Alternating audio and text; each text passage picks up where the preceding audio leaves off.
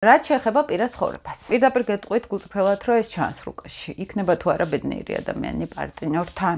შეიძლება ეს სასიყვარულო ურთიერთობა იყოს, შეიძლება ქორწინება იყოს. გვაქვს ასტროლოგიაში სასიყვარულო ურთიერთობების სახლი.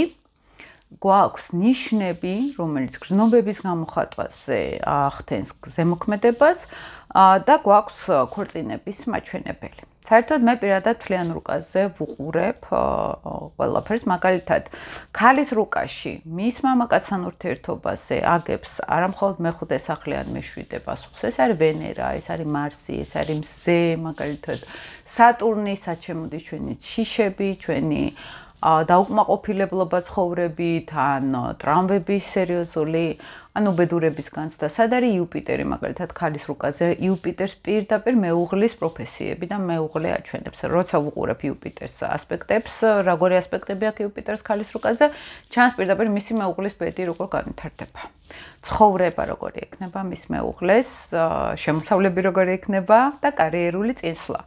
მარსიანული ენერგეტიკაც ასევე აჩვენებს, როგორი მეუღლე ყოლება, აგრესიული თუ არა აგრესიული, ჰარმონიული თუ დისჰარმონიული, ასევე მზე აჩვენებს, როგორი მოდელი აქვს საერთოდ მამაკაცის. ქალს, როგორი მამაკაცებისკენ ისწრაფეს, თუ იქ წინა ვიდეოებშიც მithქვამს, თუ ნეპტუნი არის იქ შემოსული ნეგატიურად, შეიძლება ეს დიდი გაუგებრობები მამაკაცებთან, საერთოდ არ ვიცი რა მოდელი მაქვს, ბლარი უბრალოდ, ხო? და ყველა ვარიანტში ეს არის ფსიქოლოგიური კომბინაციები, რომელიც ათითაოდ ყველა უნდა გაირჩეს. და პირდაპირ გვეუბნება ადამიანს შანსები, როგორი აქვს პირად ცხოვრებაში. საერთოდ ერთ რამეს ჩემს გამოცდილებიდანაც გეტყვით. შეიძლება ვიყოთ ქორწინებაში ძალიან დიდხანს და მეტნაკლებად ნორმალურად ვიყოთ ამ ქორწინებაში, თუმცა არ აკმაყოფილები. ჩემ გამოცებას გეტყვით, რომ ხშირად თუ ესეთ კომბინაციებს ვნახულობ, ხშირად არის, რომ შეიძლება ვენერა ყავს ძალიან ჰარმონიულად ადამიანს რუკაში, ქალს განსაკუთრებით. და ეს უფრო მიანიშნებს, რომ ადამიანს ახასიათებს უფრო მეტი გულმოწყალეობა, უფრო მეტი გრძნობების გამოხატვის შესაძლებლობა ქალებში ქალური ენერგეტიკა. თუ მამაკაცებს აქვს პირად ცხოვრებაში პრობლემა, აქ შეიძლება მთვარე იყოს დაზიანებული, ვენერა იყოს დაზიანებული, ანუ ქალის მოდელი არ ქონდეს კარგად ადამიანს.